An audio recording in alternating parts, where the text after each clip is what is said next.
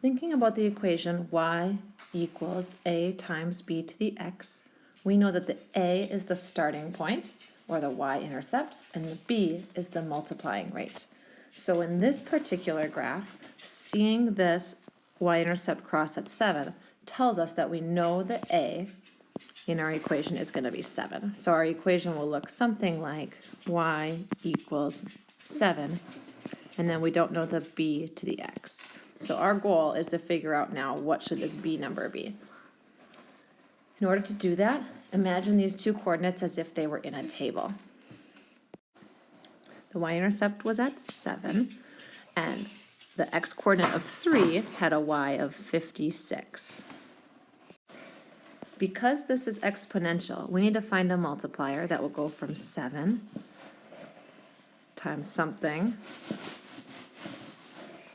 times something, and then multiplied by it a third time to get to 56. Okay, we need 3 spaces of that multiplier.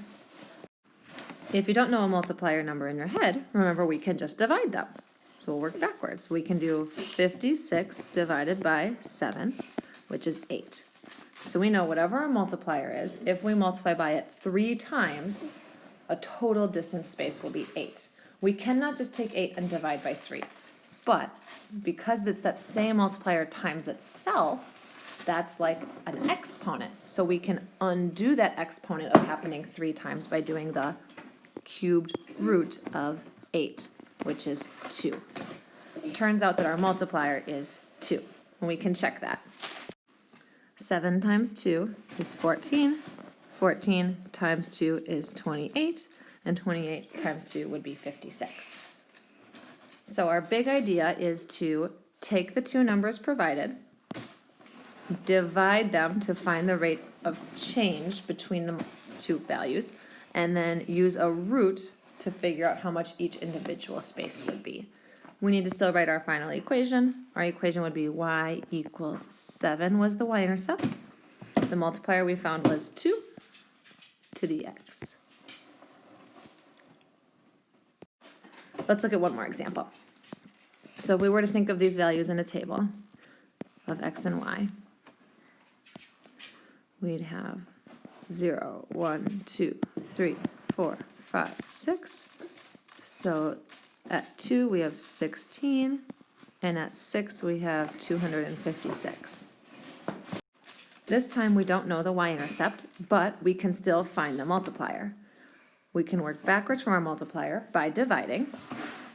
256 divided by 16, which is 16.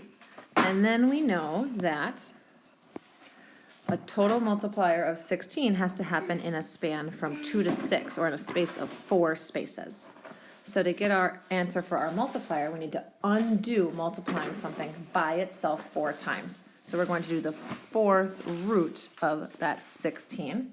The 4th root of 16 is 2. So our multiplier is actually 2.